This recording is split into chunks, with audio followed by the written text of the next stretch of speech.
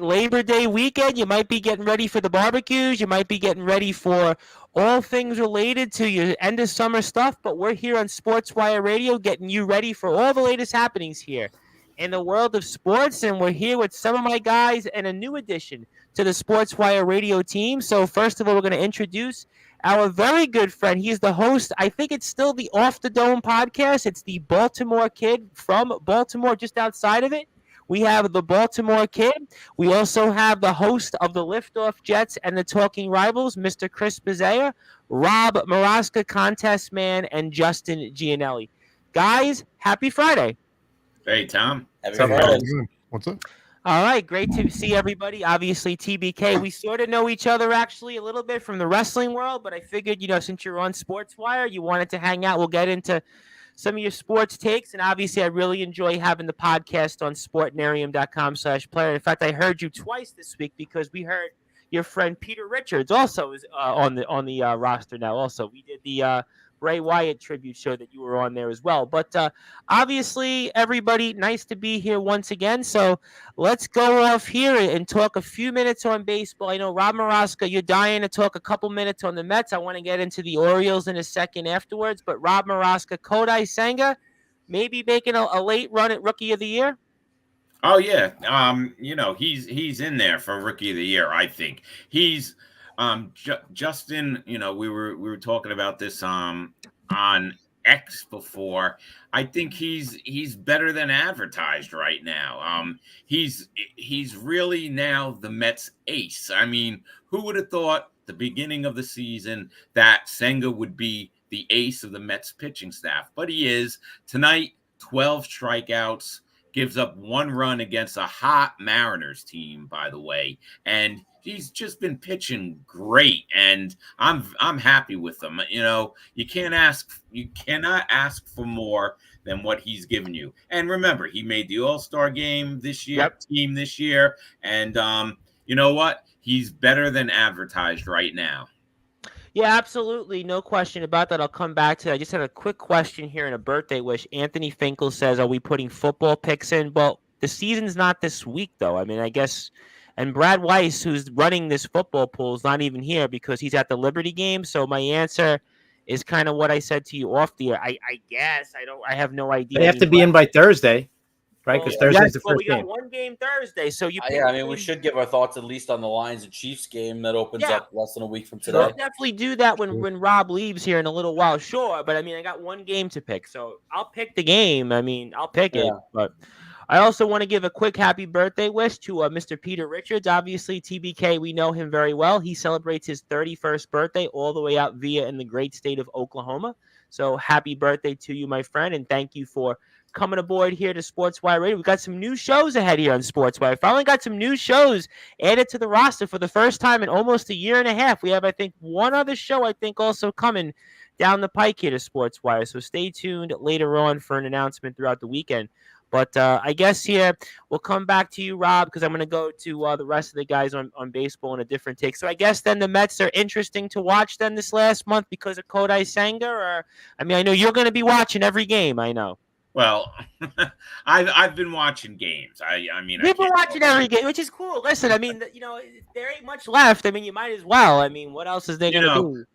But September is going to be fun in New York for both the Mets and Yankees because we're going to get to watch these kids. I mean, tonight Mauricio gets his first major league hit. It's a Yankees double. Had their big call up also. Yep.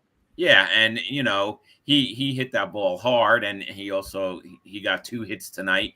The Yankees, they hit Verlander today. Pretty they definitely did. They hit Verlander, and Dominguez got a home run as his Jose Dominguez. Yep, the 77th rated prospect in all of baseball.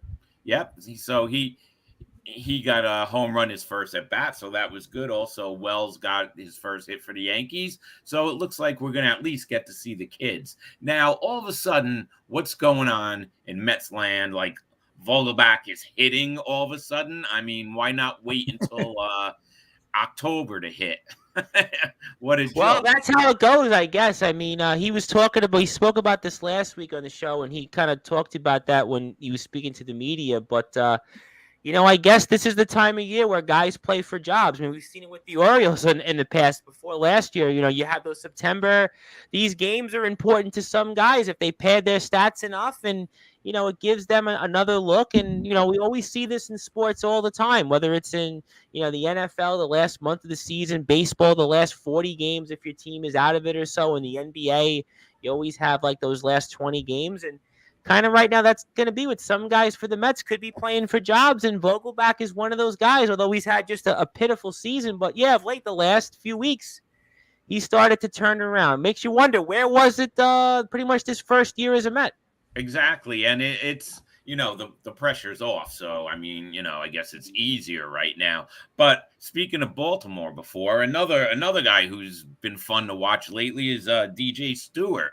Yep. I mean, I can't deny it. I'm watching the guy. He's had a couple of awesome games, so at least it's giving me something. Yeah, I think that still be at least some interest to watch. I mean, I do think that there obviously stuff off the field with Pete Alonso that's obviously a big topic right now. I mean, there's certainly some things. Obviously, Cone, it looks like he's cleaning house in the front office. So I mean, there's that out there. So. There is definitely different things out there, so we'll have to see. And also, I get a couple of people here saying hello. Also, Peter wants to thank us for the shout out. Also, Anthony Finkel, who I'm wondering if he's actually in New York this week. That'd be certainly a good topic. But both New York rookies looked good tonight. He also says Friday we made it. Yeah, this was a long week. For whatever reason, it felt like a really long week this week. So that's a good one. Well, maybe because and the Baltimore kid will appreciate this. I think I was on Sportswire like 9 times this week, literally between everything else. He saw me on a lot of those. And, we have some mutual friends there that were on. But that's here nor there. But, Chris, I guess it's the same question for the Yankees. Yankees lost yesterday. I'm kind of watching this 500 streak here, and they were up 6-2 last I checked. But that's kind of, I guess, what we're playing for. But the Yankees do have a big call-up in their own right. And assess your thoughts on that and more. Yeah. What's up, guys? So far, the 2 rookies tonight, they look pretty good. Obviously, Dominguez hit the home run in his first at-bat, and Wells got a hit in his first at bat, so everything's looking good. I mean, like Rob said, this month is, we're out of the playoff chase basically. So now it's about seeing these guys coming up and seeing how they perform. And I think for them, it's invaluable that they're getting all of this playing time this month now, right? They're getting all that first 80, couple of 90, games out of the at bats. It's a big deal. Yeah, absolutely. And then going into spring training next year, to have all this, all these at bats, and they could go in with a lot more, positivity going in and saying, hey, you know what, we got a shot to make this, the opening day roster. So I'm looking forward to seeing these guys how they perform. You got to be happy that the Josh Donaldson experiment is finally over. Yes, definitely. I was happy about him getting DFA'd. It was a couple of months too late, but you know what? This is a new era of Yankee baseball. Hopefully it's a good new era of Yankee baseball. And DJ's been hitting good too for the last month. So maybe he's starting to get back to what he was. So, you know what? Going into the offseason with a lot of these guys, like you could start checking boxes like, okay, Pereira could be left field. Dominguez could be in center. DJ is starting to hit again. Now you got a little bit less to do in the offseason. I think it was in the Daily News where they were talking about, since I guess Casey took over as a hitting coach, that DJ's actually been much better. He's been a much more of the player that we saw in the past. Yeah, since right after the All-Star break, he's been hitting very well. So I think he's at 300 since the All-Star break. I was gonna say, I think the line was like 310 with like almost a 500 slugging and close to like a 400 OBP. So those are, and he homered again tonight. So those are kind of the things you wanted to see from him. Unfortunately, it didn't work out for most of the season. But maybe that's a positive sign there. And Donaldson going, I mean, that's to me addition by subtraction. The fact that he's not there, and the Mets obviously with Carrasco was kind of the same thing. I mean, so they were trying to put these guys out. Nobody picked up Carrasco, right? I'm going to get to that. They tried, and certainly nobody was going to want him. I mean, just one of the worst pitchers I've ever seen in the first inning. I mean, this guy he has more than a touchdown ERA. I mean, we could have used him on the Jets or the Ravens last year in terms of his overall, offense. I mean, his ERA had more offense than some of these teams put up in points last season. But obviously, those experiments ended there. But we're happy to see it. So I guess then you'll be watching the Yankees. Then I know you and Patrick will be covering it because the Red Sox, I guess, are they're kind of in it, but I don't really. I know you were talking about it with Patrick on the show, on the Talking. Yeah, I think they're more or less out of it, and they got crushed tonight by Kansas City. So yeah, 11-0. I saw. Yeah. Well, I guess then you guys will be kind of talking about what it'll be for the next month. But okay, fair enough there. Justin, good to be with you. Nice addition here we've got with Mr. Baltimore Kid. We'll get to him in a second because I'm curious on the Baltimore Orioles, a team we've actually spoke about in the past on Sportswire. But Justin, I guess, is there something to watch then with the Mets? I mean, we've got some stories certainly off the field, but maybe on the field with Kodai Senga gives us a little bit of hope as maybe he's been more than advertised. Yeah, he's been tremendous all season long, and the consistency. I mean, if he ever fully puts it together, sometimes his command can still be an issue. But overall, he's kind of settled that down a little bit. I mean, over 170 strikeouts. He's 7th in the National League. He's third in the National League in earned run average. I mean, he's having a great rookie season. Certainly going to be a top 3 Rookie of the Year candidate. You could argue that it's probably still Corbin Carroll's to lose. However, that doesn't take away the rookie year that Senga's had. With that being said, there's a lot to watch with the Mets. You bring Ronnie Mauricio up. He gets that smoke of a double in his first at bat. Also singled later on in the game in the 7th or 8th inning in his last at bat. And all of a sudden, and they bring Beatty back up, and you want to see these kids because not just for the fan base to see the young kids, right? We've been clamoring for these kids to come up for months. Obviously, Beatty came up earlier in the year, but yeah, we spoke about him and had his issues. Alvarez has kind of had his ebbs and flows, and now you finally get to see Ronnie Mauricio, and I think that's going to be great for the fan base to watch, and it's going to be great for the front office because obviously. We know the Mets are making some front office changes. We'll see what they do in terms of hiring a president of baseball operations in the offseason. I still think with a president of baseball operations, that means Billy Epler will probably still be around, but be the understudy, not the final say guy. But it's going to be good because the front office can make can start to maybe make firm decisions, right? Brett Beatty struggled to the point where the Mets do have to look at third base and be like, all right, what are we doing at third base next year? Beatty hasn't truly answered the call. Do we want to get a veteran? Do we want to push him to the side completely and make him play another position and go sign a third baseman? I don't think they go that route. But these are the questions that they got to ask themselves. And, now Mauricio's got a chance to solidify a question. In the infield, could he be the everyday second baseman going forward next year? Because McNeil is more than capable of playing the outfield, both left and right field. And I think DJ Stewart is certainly playing his way onto the roster next year as a bench piece. He's arbitration eligible for the first time next year. So it makes all the sense in the world to at least give him a chance to fight for a bench spot, a 4th outfielder spot. You know what? Because certain guys develop a little bit later than others, and I kind of feel like there's a little bit of untapped potential in there with DJ Stewart. I don't know how far it goes, but I still think that there's really something there with him, and I think that they might have something in terms of at least a bench piece. So I think there's a lot to look forward to, even in a September where the Mets are out of the race. All right, we'll certainly see. And I want to go to the Baltimore Kid here because I have a few people that have actually wanted to say hello to you. First of all, I want to say hello to PD's stepmammy. Does every O's fan have a beard like that? So I guess that's a fun question. So is that the case or what? I mean, if they do, come on. Now, how long did it take? Now, I have a fun question. How long did it take you to grow that beard? It's been steady, a couple years, but, slow and steady. Yeah, I had a wrestler on today, Davey Blaze, the Scottish Savage, and he had wrestled a bunch of WWE guys in England. And he actually was growing it, And then I was expecting to have him on the air today with like a full beard.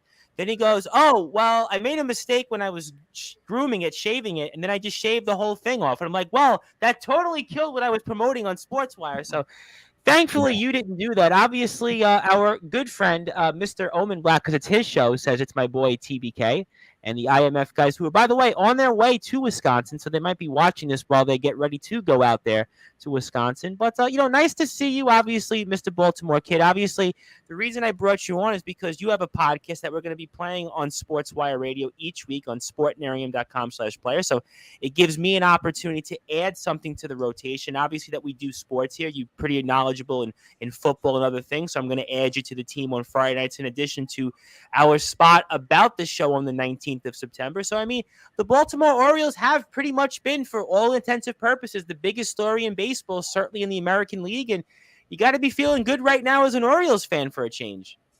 Yeah, man. And it's about time because we haven't had anything to be proud of for X amount of years. about 7 years. Yeah, right. Exactly. You got guys like Adley, guys like Gunnar, guys that just came in and breathed life into this organization. Everybody thought that, change of manager was going to do it when we got Buck. And, we made that little 2014 run. American League Championship Series, lost in Toronto, the one game. Yeah, there was some success. And this year, we're just, we got Ryan Mountcastle, the Blue Jay killer, just smacking him up and down. Like, that was it was nothing more heartbreaking than seeing what was it, Jose Bautista? Joey Bats. When he hit the final run to put us away. Mm-hmm. Yeah. Joey, I get punched in the face by Ruvnik Odor. But anyway, we won't go there. But it feels great. I can't, I was talking to my fiance and I said, I don't want to toot my horn too quick, but there is a potential to see an Orioles World Series push in my lifetime. So the last one was what? Well, the last one was 83, right? 83 was the last one, right? I think 83 was the last World Series for the Orioles. Right. And yeah, it's kind of interesting that they've had some success, but they haven't been to the World Series in that run. Yeah, a bunch of us here haven't seen the Orioles in a World Series. I mean, that's kind of, you think with Cal Ripken, right, all those years, and then obviously, even their run with Buck where they had success and they didn't get to the World Series. And yeah, I feel like we've had the players. Chris Davis. We just, for whatever reason, it just hasn't come together. We've got some worthwhile pitchers this year. Felix has been an absolute, clutch guy. We added picked up the guy from the Athletics. I forgot his name at the moment, but the Japanese pitcher, right? Japanese guy, yes. Yeah. And then, Grayson Rodriguez has been amazing. Bradish has been amazing. Dean Kramer has been amazing. And I think too, like there's not one specific player on this team that I can point to really go, it's this guy, it's this guy, it's this guy who's given us this push. This is a absolute team effort. And what's the atmosphere like there in Baltimore? Is there any excitement? Talk to me about that. To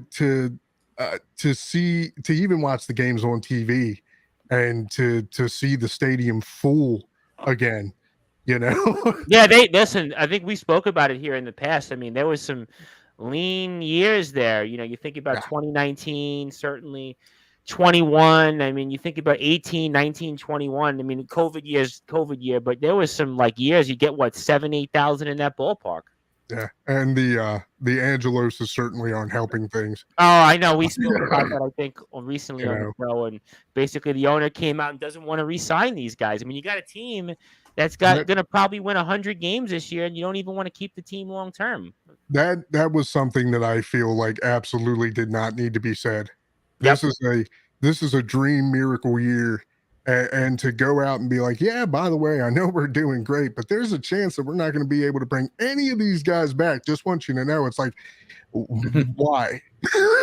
Why and Baltimore's not, Baltimore's not Oakland. They're not Kansas City. Thank God. They're not Pittsburgh. I mean, Baltimore in the NFL has always been a big market. I mean, you think about even in the NHL, the Capitals have always been a big market. So it's kind of, to me, it's like Baltimore and baseball, they run as if like they've like Miami, Kansas City, Oakland. And it's just like, it's got to be infuriating. Baltimore is passionate about its sports. And always. And then when this guy also had the audacity to say that he was thinking about taking the Orioles out of Camden Yards, it's like, dude, are you nuts?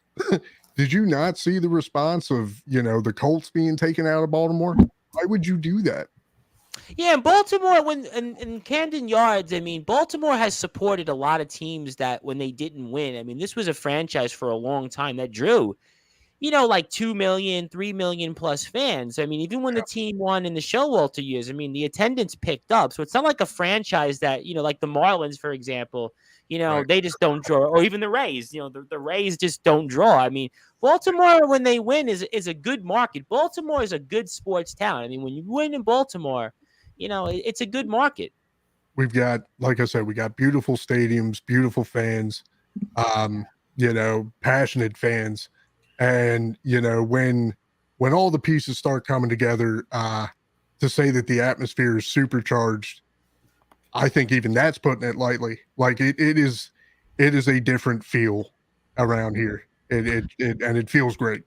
Oh, well, congratulations on that. And I also want to say hello. I don't know why, but Mr. Drake Silverwolf wants to say, can I talk after I'm done? Well, I mean, that's up to WCE. I think that you need to obviously worry about focusing on ring skills before doing interviews, but I'll leave that for a different show. Now, Rob, obviously, I know you're going to run here shortly, so I wanted to give you the floor and a couple different things you wanted to say and get off your chest before we move on and go into football, or I'll see the Baltimore kid transition into a Ravens hat. That'll kind of be the fun part of the show. Oh, you weren't supposed to say anything.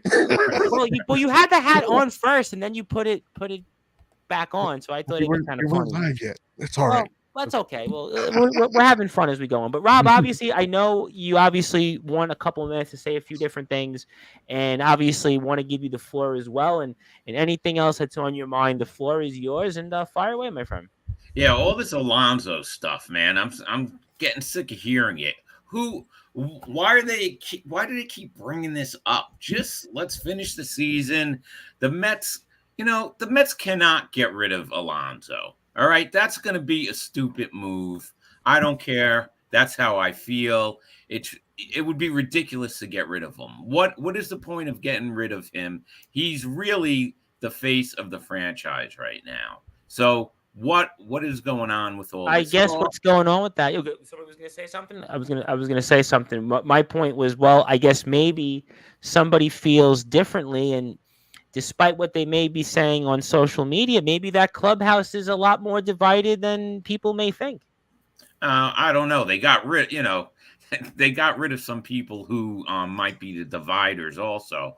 And they are saying that it's not true. I mean, that's what the players are saying. That but people, you know what? They say that, and then, everybody's going to say the right things now because we're in season. But, let's see what happens in the first week of October when everybody does exit interviews, Yeah, but you know what? The guy he's fifth in Met history with home runs already. I mean, he's exciting to watch. I don't care what other people say. I like watching the guy. He could crush the ball at any time, so his average is down a little this year. So is everybody else's, That's what baseball is becoming.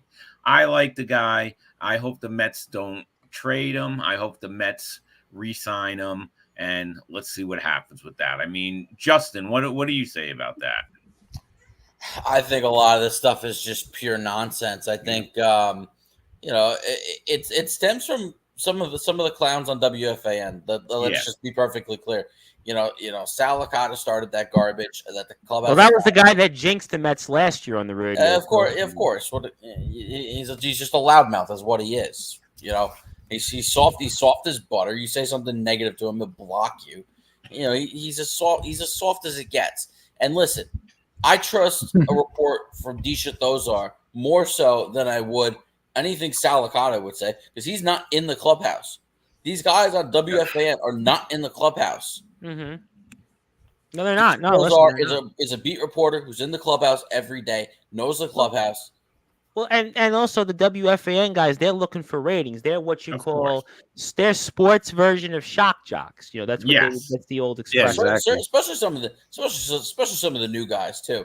You know, Brandon Tierney's a loudmouth who we actually have a new guy, believe it or not, on WFN that's actually called into Sportswire when I used to take calls. His name is the infamous Tio.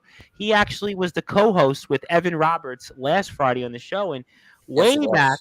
We actually on Sportswire, he called in here when I used to take calls, TBK. Yeah. We actually, back when I was able to kind of figure it out, we actually took calls, and he was one of the guys that used to call in the show. He would call in like 3 or 4 different times, and he apparently landed some type of a gig on WFAN. I guess at least a summertime fill-in, because I have heard him a couple of times. It's been like once or twice. Yeah, he's okay. I mean, I don't know if I'd say he's but some of the new voices, like Brandon Tierney is a loudmouth. Pete Hoffman's on the fan, right? Pete Hoffman's still there. I like Pete, and he's a Met fan too. But the guy they got from CBS Sports Radio, Sean Morash, all he does is likes to hate the other side. And then there's what's his name? He says the Jets are going to fall apart. He thinks they need to trade Pete Alonso, and no, I personally he just likes to stir the pot. Yeah, he likes to stir the pot. But anytime I tweet at him, he never answers me. Listen, it's about ratings, right? I'm sure in Baltimore they have sports talk radio, and it's the same thing. I mean, ultimately, everybody. Most of these people, they're in there, especially if you're an overnight guy, you got to drive for ratings, whether it's Chris, was it I do know Baltimore has one clown who hates on the Jets. I know that much. I'm sure he's heard it too. We have sports shows, but God forbid you're Kevin Brown, who gets suspended for telling the truth. That was unbelievable. That was the worst thing I never heard that before. I don't think I've heard things. Yeah. I mean, I don't think I've ever heard that before. That was ridiculous. All he said was that the Orioles do not have the best history against the Tampa Bay Rays, and a day or two later they suspended him. Way to go, Angelos. Well, listen, they obviously that was rough. But it was ridiculous. But in short, the Mets need to pay Pete Alonso, not get rid of him. Definitely, they definitely do. They need to pay him. I like the mixture now of watching these kids, and I want to see what happens the last month of the season, and just take it from there. At least it's going to be a little different than most of the summer, especially June. June was horrible. I mean, that was the month that did the Mets in. I mean, you think about the Yankees, it was probably since the All-Star break, the second half of July and into August. And for the Mets, it was June. I mean, the Mets. Listen, in the end, the 2023 Mets failed because their pitching was garbage. Yeah, the offense had a lot of inconsistencies, and I don't want to make them completely blameless. But between poor defense and poor pitching, I mean, that was really the impetus of that bad June, and they just had no chance of recovering. Yeah, they played okay. They were 14-9 in July. Yeah. But they didn't make enough of a statement in July to not trade the pieces. So they ended up trading Max Scherzer for Luis Angel Acuna. They ended up getting Brady Marcana, David Robertson, and Ryan Clifton for Justin Verlander. And listen, guess what? The Mets have now Jeremiah Jackson in the minor leagues from the Angels, and the Angels put Dominic Leone on waivers, and he got claimed by the Mariners. Yep. So basically, they just got a prospect for free, basically. And because the Angels dumped everybody. And I want to say hello to, I think I know who this person is. Good evening on this late night. I'm pretty sure that this is the individual that interviewed one of the more recent people that came on to Sportswire Radio, Mr. Justin Parsley. And I think this individual is related to a referee in XCW, if I'm not mistaken. So if I'm correct, identify that, and I say hello to you, sir, because I know you kind of do some of this stuff. So I say hello to you, Mr. Blackheart. But Rob, I know obviously you want to get going, so I want to give you the floor before we transition it into some football and anything else you want to say and plug. And obviously, I know you've been trucking along here, and obviously appreciate all that you do, and the floor is yours. Yeah, Chris, I just wanted to say another excellent 2 shows this week. I listened to them right when they came out this week. Talking Rivals and Liftoff Jets, both episodes were excellent. Thank you. Appreciate that. And I'm really trying to get my followers to check it out. So I hope that they do. I enjoyed both shows this week as usual. Really appreciate that. I'm going to be away for the next 2 weeks. I'm not going to be on, so I won't see you guys until the second or third week of football season. So I got to get my picks in somehow. But I'm looking forward to football season starting next Thursday. And, I'm just going to sit out the rest of this baseball season, and we'll see what happens the off season. But thanks. Great show again, guys. And I'll catch you guys when I get back. Absolutely, Rob, and people can follow you. I know on Twitter at @RMaraska, also Rob Maraska on Facebook, and obviously we certainly are going to miss you these next couple of weeks. We look forward to seeing you again in the next few weeks, and definitely looking forward to that. And hang in there, and thank you as always, my friend. Okay, good night, guys. All right, and that was Rob Maraska. We certainly wish him to take care. And before we move on here, also, Mr. Blackheart would like to say yes. He's really, I believe that's Festus's stepson we're speaking to. So, Mr. Blackheart, I say hello to you and thank you for tuning in. And by the way, the Baltimore kid, we have our analyst who's supposed to be here but isn't here. He might be here at the end of the show. The brute force Brad Weiss has a pool that all of us on Sportswire have. So he'll give you the link in the weekend, and we'll let you obviously join that since you're on the team as well. And so that will take care of itself here. But obviously, we are on Sportswire Radio. My name is the Reverend Tom Bryce, and I'm here with some of my guys here, some regulars and some new guys. First of all, I'm here with Justin Gianelli, who's wearing a back-to-back some type of shirt there. I'm not sure what it is, but we'll maybe read it off. There we go. Okay, Lakers. Okay, fair enough. Justin here does a great job for us on Sportswire. Also the host of the Liftoff Jets and the Talking Rivals, Chris Bezea, and also the host of the Off the Dome podcast, which you can hear here on sportnarium.com/player. His name is TBK, a.k.a. the Baltimore Kid, and he talks about a number of different things. He does wrestling. He does general stuff. He's done podcasts when it comes to basically his community and kind of his way of life growing up, and I'm happy to have that here in the rotation. And my name is the Reverend Tom Bryce, and you probably know my name by now at this point, but I'll tell it to you anyway because I am the host of the Sports Report, which you're hearing right now. You're owner of Sportswire Radio and the voice of all wrestling. And if you like what you hear from us here, we're on YouTube. You can give us a sub at Sportswire Radio.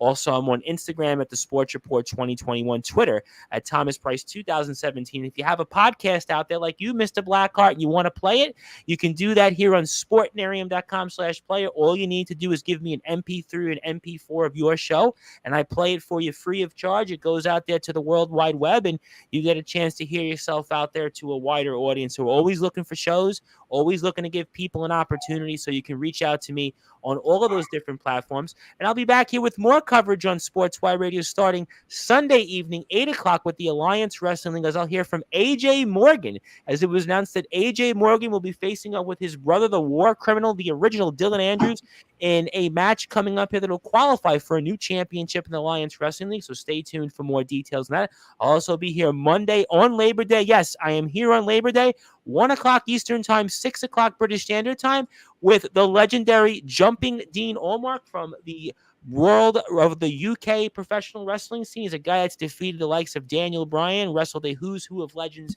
in professional wrestling. He's going to talk about that. Then I'm back at 9:30 p.m. Eastern Time with Tennessee Backyard Wrestling's Manny Cobra. So certainly TBW is a interesting topic in the world of backyard wrestling, and we'll get into that here once again with all those platforms and shows. So stay tuned for more details. But we're here talking with the guys here about all things related to the NFL. All right, so here it is, guys. We're just 5 days away now, technically, depending on where you are here, just about 5 days. And I'm waiting for it. There we go. So I won't say anything further. Well, there we go. We can officially say it. Are you ready for some football? We are going to be ready because we've got the NFL season ahead. So I've got the Jets side of it. But now that I've got you, TBK, with us on Sportswire Friday nights, I mean, talk to me about this Baltimore Ravens team, what we can expect. I mean, just so you know, I kind of root for the Pittsburgh Steelers a little bit in this division because my analyst here, who's my buddy, Brad Weiss, kind of chides me for kind of rooting for the Pittsburgh Steelers. So I kind of unofficially root for the Steelers. So I'm really curious about your perspective, A, on the Ravens and maybe on this Steelers team, because I think this is the most divided division in the entire NFL in terms of just the ground between these four teams. I think it's very little. So the Ravens Steelers, arguably one of the best rivals in the NFL. I would agree with that 1,000%. No doubt. And, you know, I had said to you guys before I left my comment saying that, you know, to me, it feels like Pittsburgh took a step back since the Roethlisberger years. Kenny Pickett, I don't know, man. You look good in that Ravens game, though. I mean, listen, that's a sore subject with Ravens fans, but I mean, he looked good in that game I saw on Sunday Night Football. Yeah, I mean, you know, the sun shines on a dog's ass every now and then, you know. But I tell you what, I just don't feel like he's going to be their guy to carry them for years. I don't feel like he has that presence. You know, but I'll tell you, when it comes to the Ravens Steelers, there's always going to be that rivalry. I think, though, it has become less intense over the years, and the reason why I say that is because I feel like it was really at its heat when you had Polamalu, when you had Reed, when you had Ray Lewis, you know, when you had Hines Ward, those guys made that rivalry. And I feel like that's when both teams were at their peak of being Super Bowl contenders everywhere. Now they're like, you know. I mean, Lamar's Lamar. True. I'll tell you what, I was one of those fans who was on the other side of things to where I was very upset with the whole contract thing. I felt it was taking away from the actual team. Mm-hmm. It is not the Baltimore Lamars. It is the Baltimore Ravens. You know, one player does not a team make, you know, but I mean, the guy's good. You can't take it away from him. He's exciting. He's been an NFL MVP, if I'm not mistaken. He was NFL MVP. He was Rookie of the Year, I believe. And I still don't know why people think that Joe Burrow is better than him, because Joe Burrow only has one Pro Bowl. Yeah, he made a Super Bowl appearance, but you don't get accolades for making appearances, guy. It only matters if you win the whole thing. You know, I know Lamar's still trying to make it there, so I'll be easy. You know, yeah, I guess maybe the supporting cast is a little better with Joe Burrow. Maybe that's the point you're making. Arguably, but now, as I said, like, it feels like, you know, with us finally getting rid of our offensive coordinator and getting Monken in, you know, they really decided to listen to our players and finally got some weapons. You know, we got OBJ. Yep. Now, if OBJ can stay healthy, that's just a big question. Yeah, that's the big if. That's the big if. But if he can stay healthy, he's always a threat. Everybody's hyping up Zay Flowers. From what we saw in practice and what we saw in the preseason game, the few snaps that he took, whew, that guy is like trying to catch a lightning bolt dipped in axle grease. He's fast. And I expect him to be a playmaker out there. The one guy too, the running back that we added, what was his name? Keaton Mitchell. That guy's going to be exciting too. I can't wait to see him get some touches this year, and I hope he does. You know, I mean, Baltimore has always been defined by our defense. We've never really been defined by our offense. So it would be nice this year if, you know, they gave Lamar what he wanted. He wanted weapons, we gave it to him. We gave him that contract. We gave him everything he wanted. Well, he was coming off an MVP season. Got to perform now. It's up. Absolutely. It's put up or shut up time with Lamar, and he's got to perform a whole season too. That's the other big thing. There's that as well. Well, hey, you know what? I love what EDC said. He said in the press conference, he was like, Lamar from day one has said, what are the Ravens when they asked Lamar, they said, what are the Ravens going to get out of you? And he said, everything. they're going to get a Super Bowl out of me. So EDC brought that up and he said, we're still waiting on that Super Bowl. That's the GM right there. He's like, hey, we gave you what you wanted. Perform, kid. Mm-hmm. Yeah. So that's what it comes down to. They haven't had a deep playoff run yet either. So you're almost even willing. And I guess that's going. Yeah, I know the last playoff appearance, obviously, it was Huntley was the quarterback, I believe. He was. That was this past year. Yeah, obviously he missed last year's postseason. Yeah. But when Jackson's been in the postseason, he's not performed particularly well. No, I think that's a big red flag on his resume. And I'm not the biggest. Tom and Chris know this. I'm not the biggest Lamar Jackson fan. I think he's. Fair. I don't think he's really that great of a quarterback. You want to tell me he's one of the best athletes in the league? Absolutely, 100% agree. Sure. But what I see out of him as a true quarterback, I've not been sold on. So I get why they paid him what they paid him. It's just maybe not the business decision I would make, and I question whether or not he will ever lead him to that. Now, with that being said, I do believe the Ravens are the second. To me, in my mind, they're the second best team in the division. I think Cincinnati is far and away. Their talent is great, and to me, everything I've seen from Joe Burrow, I mean, he is, in my opinion, number 2 behind Patrick Mahomes. I mean, he does everything you ask. He's tremendous on the field. He takes care of the football, and he's got great supporting cast. Whether it's Jamar Chase, T. Higgins, Mixon in the backfield, he's got great supporting cast. But the Ravens they're going to be in a dogfight for the wild card. The AFC is tough. Yeah, we spoke about this last week on the show. I mean, there's almost everybody top to bottom AFC North. Yeah, absolutely. Yeah, you know what? I'm not so sold on Cleveland, Chris. I'm not so sold on Deshaun Watson. Cleveland's not sold on Cleveland. No, they're not. You know what? Well, every time there's hype with the Browns, they fall flat on their face. 100%. Yeah, no, that's true.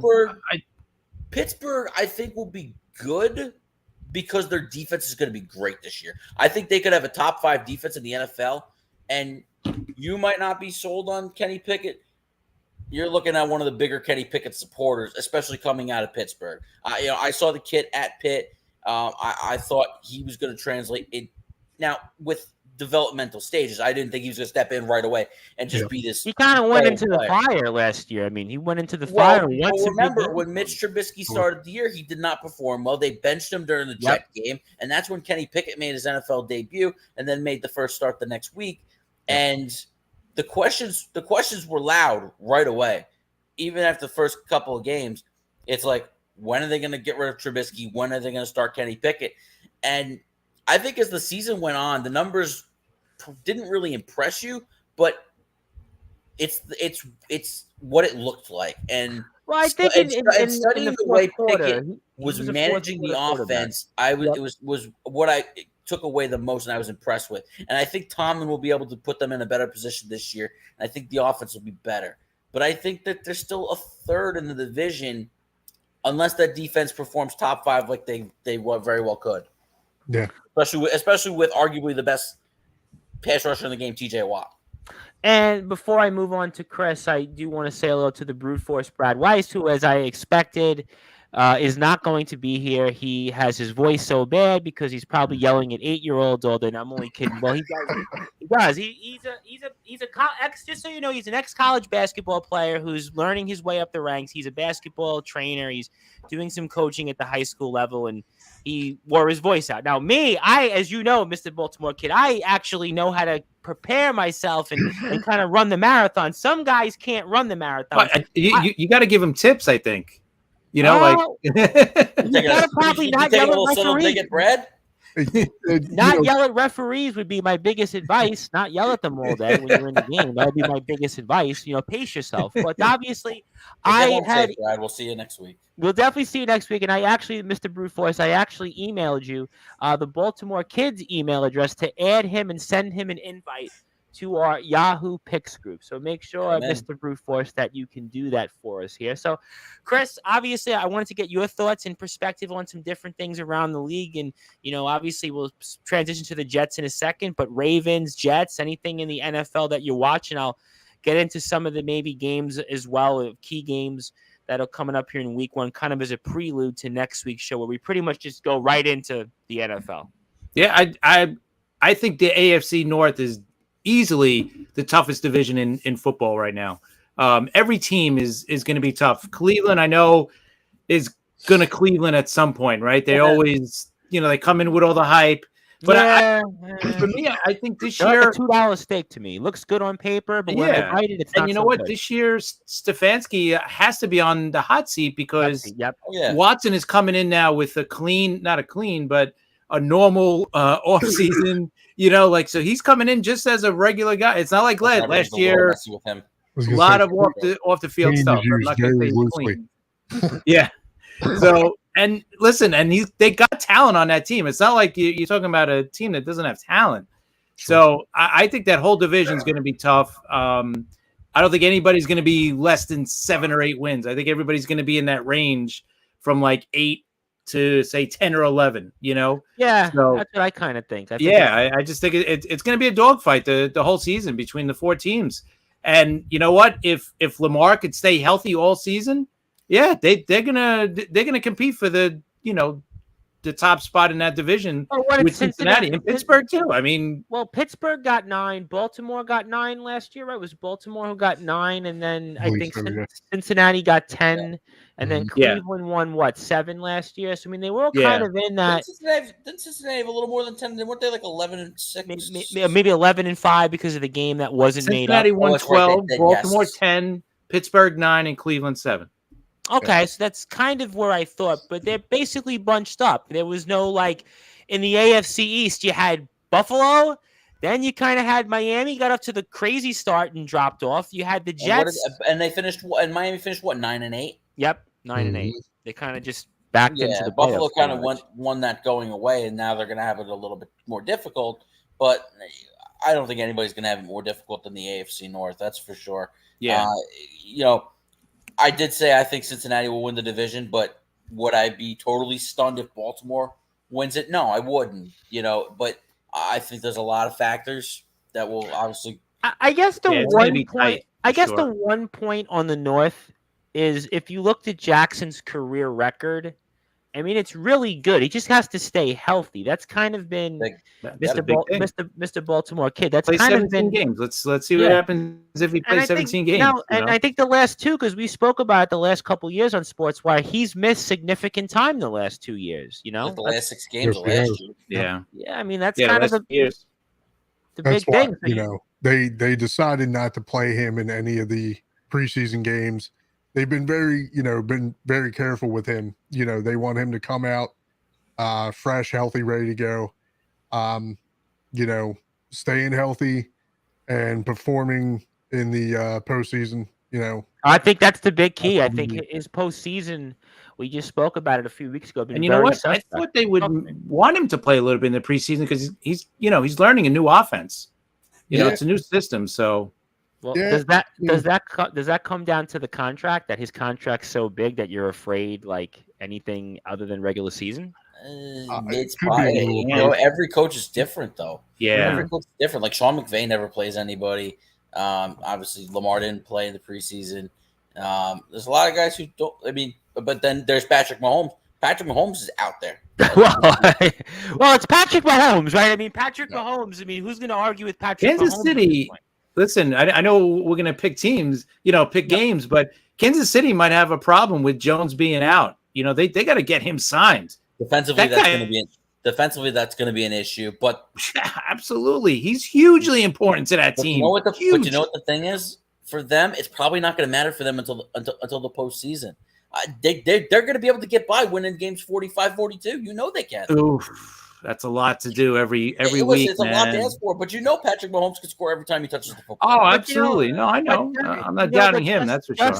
Justin ain't wrong on that, because if you look at these last 5 or 6 years with the Chiefs, most of these games that they've won, with the exceptions at times last year, maybe they win these shootouts, they win these slugfests, and they kind of find ways to win because they've got the best quarterback in the sport. And now, could it make a difference against some of the teams with better defenses if Chris Jones doesn't start the year with the team?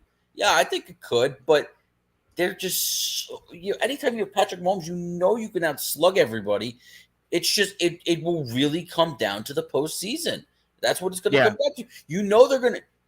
That they could sleepwalk their way to a 14-3 season. Let me ask you. Not with Jones out. I don't think they're going to sleepwalk. I have a question. Wins. I have a question on that. And Brad says he's on the Long Island Railroad, so I hope you obviously get to Long Island safely from Brooklyn, my neck of the woods. So I hope you certainly be safe out there on the roads when you come back into Long Island. And certainly, we hope to see you next week. But the Chiefs have obviously been, what's it now? I think 5 consecutive 6 championships games in a row, and it's 3 Super Bowl appearances. They've won 2. And, it's almost kind of mirrored the Astros in baseball, but in football, I think it's more difficult in a sense. So when does the fatigue factor set in for a team that every year for all these years has played deep into January and into February now? I mean, that's almost kind of unprecedented in itself what the Chiefs have done. I mean, the Patriots did it, certainly with Brady. The 49ers did it, Chris, right in the late 80s and the early 90s, where they were there constantly in the NFC Championship game or in the Super Bowl. But, you're looking at the Chiefs now. It's 18, 19, 20, 21, 22, right? 5 straight years in a championship game and 3 Super Bowl appearances and 2 wins. I mean, when does the fatigue guys kind of set in? Eventually it does. It's just a matter of, the team. I mean, they've also, gotten rid of some players too. So maybe that's going to help, but they also got veterans that it's going to catch up with. I think eventually it will catch up. In February. I mean, you're playing every year in February. That's a lot of football. I was going to say, and this might be a little bit of a hot take, but do it. Once Mahomes and Travis Kelce, once their playing days are over, Kansas City falls into obscurity, I think. Well, that's not going to be for a while with Mahomes, right? For a while, yeah, sure. But I'm saying, you're talking about another decade. Yeah, right. I guess. I mean, the same thing happened with the Patriots. And Tom, that was my next point. When Tom bounced out, rolled out, nobody, Patriots ain't the threat. I mean, not everybody gets lucky. Listen, the Packers had 1 or 2 years with the transition of Favre to Rodgers.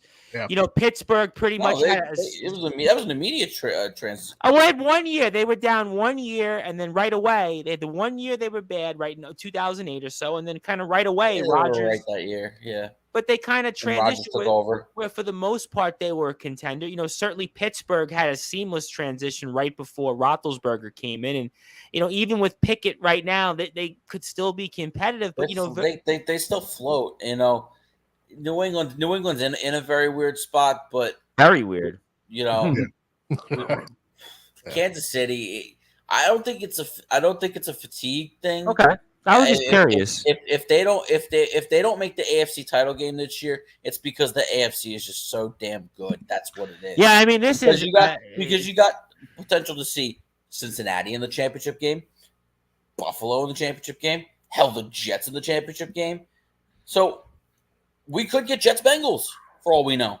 I don't know. It's funny that you said that. It could happen, but until it doesn't, I will basically have a pencil writing Kansas City into the AFC title. But it's funny that you said that. By the way, I am going to talk about the Jets in a national way, and maybe Mr. Baltimore Kid will appreciate this. I was listening to one of our prospective podcasts that will probably be joining the roster here on Sportswire, and they cover football, but they're not in New York, right? So they're in Indianapolis. So you can imagine where they feel about things, right? Because they're in kind of rebuild. It's rough out there. But they think that I don't want to say the podcast name yet until they join the roster, which should be soon.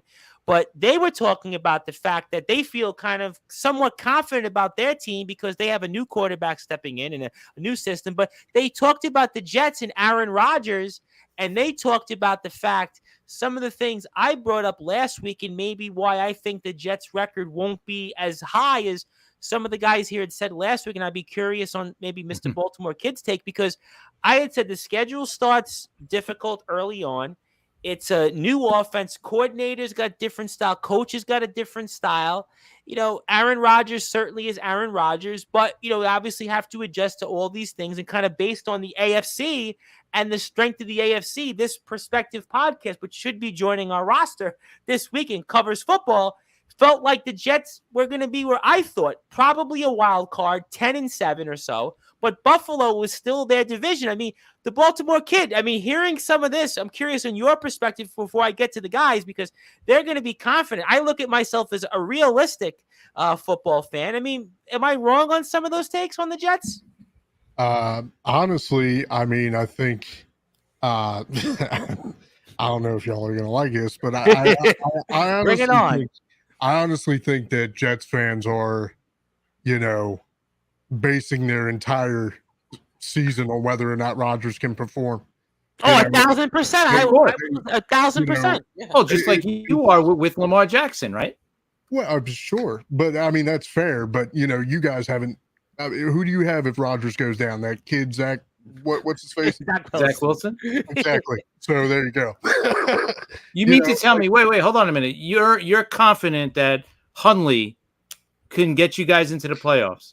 I'm positive that Huntley can back up Lamar, getting us into the playoffs. No. Oh, okay. So, but I would. So we're in the same boat, basically. I would rather have Huntley over Zach Wilson.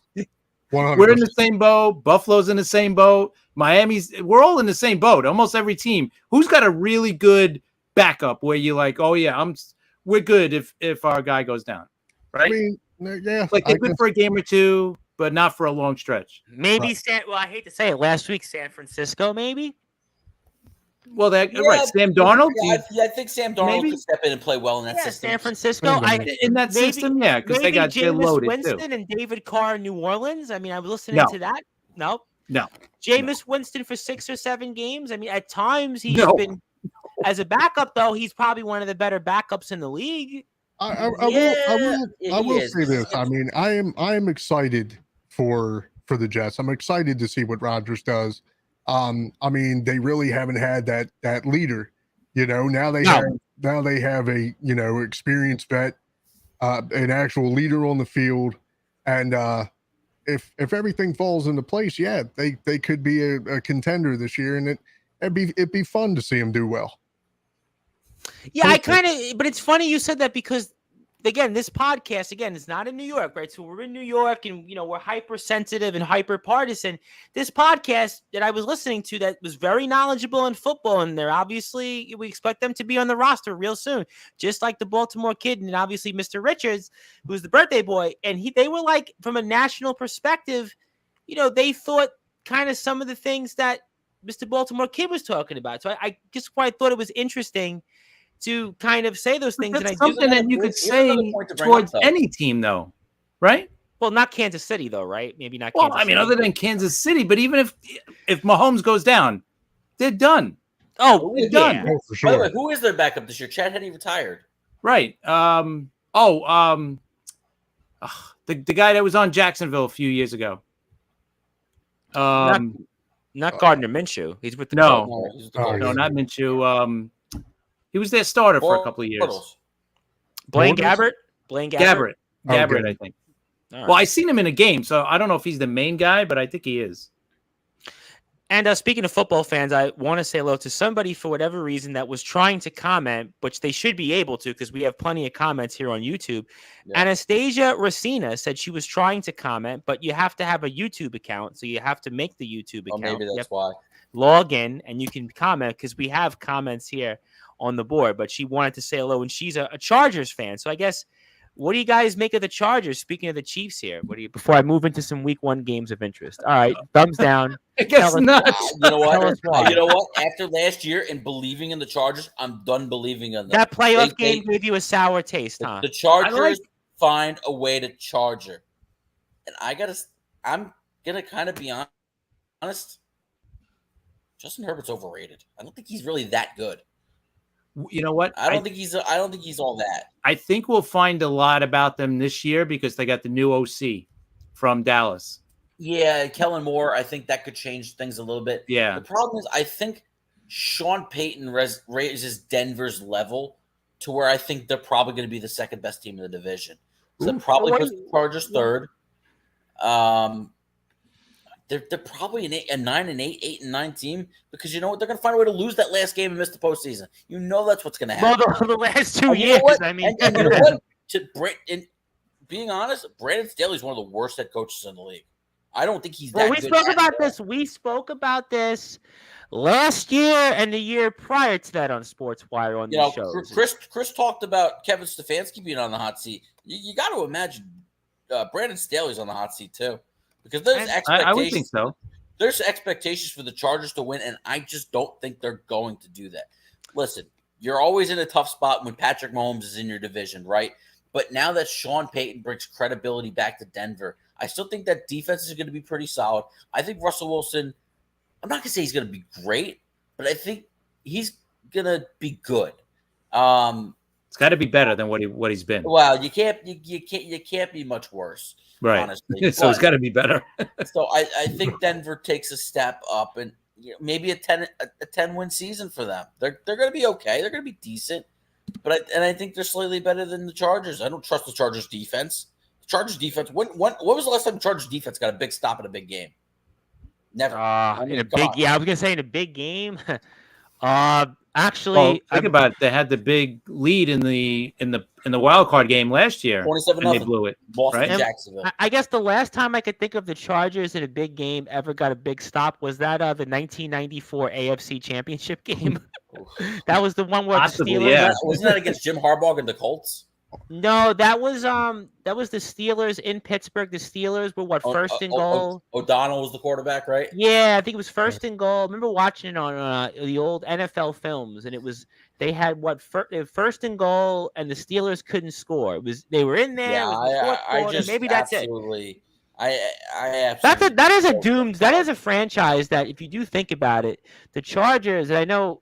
We have Anastasia who's a Chargers fan, but that franchise has like little to no. I mean, the Jets, we as Jet fans, I know haven't had much really success, but the Chargers, franchise. But thinking back, and maybe I know I watched it, but maybe Chris remembers when the Jets beat the Chargers in that postseason. I'm not talking about the Sean Green, 2010 that playoff. I'm talking about the wild card game where they missed the field goal. 2004, Nate Kading missed that 5 field goals. He missed or something like that. And that was a Marty Schottenheimer team. Yeah, weren't they 14-2 that year? I think that was the year. Yeah, or weren't they like 14-2? It was one of the years that they were 14-2. Oh no, wait. I think what was the year they lost to the Patriots? 07. What was that the year they were 14-2 or they were 15-1? They were ridiculous. I think they couldn't get home field because Patriots 16-0.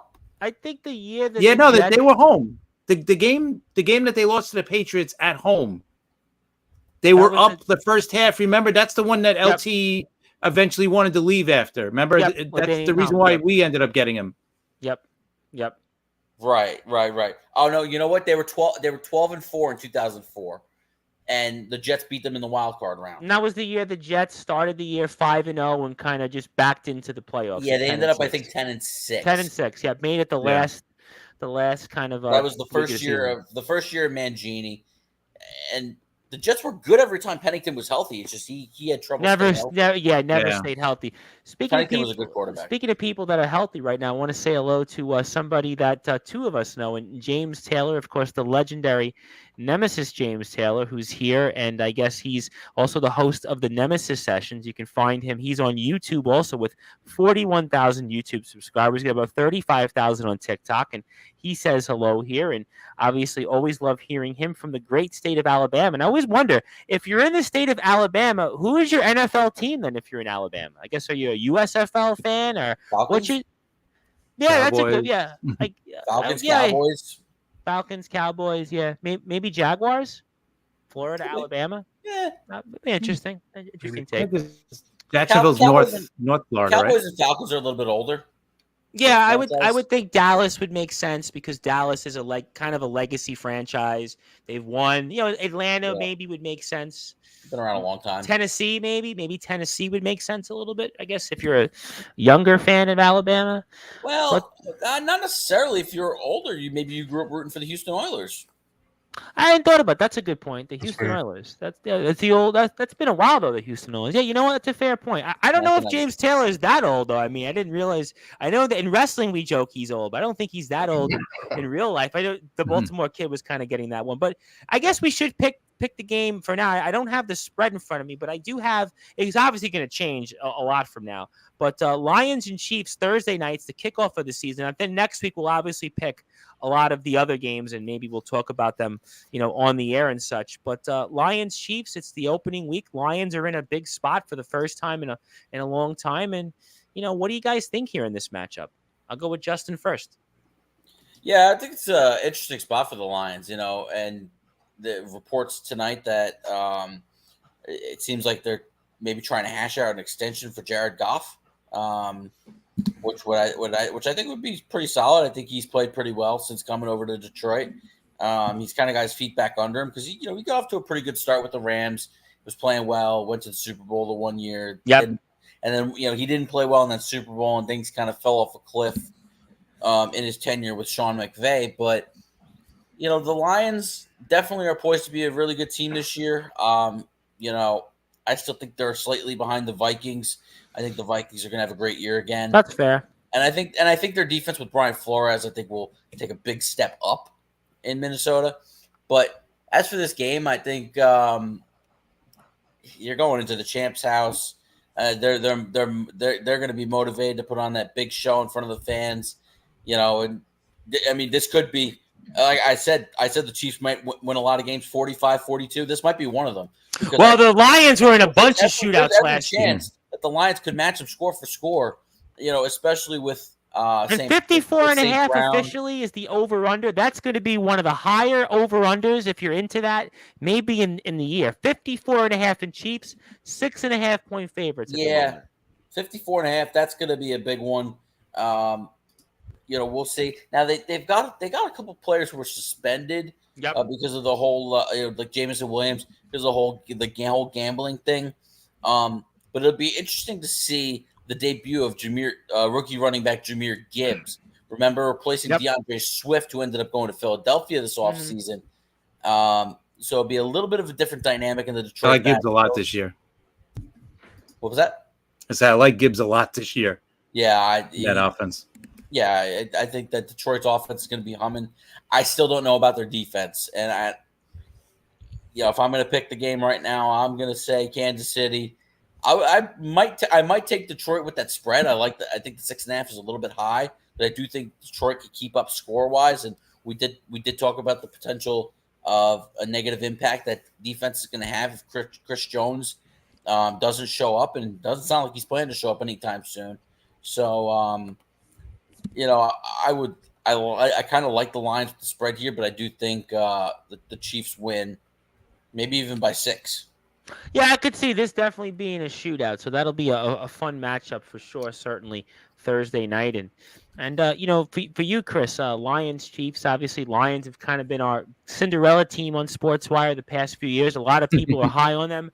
Obviously, the strong finish to last year, almost in a way, kind of like the 2021 Miami Dolphins, where the Dolphins finished kind of red hot and kind of put everybody in a feel-good state.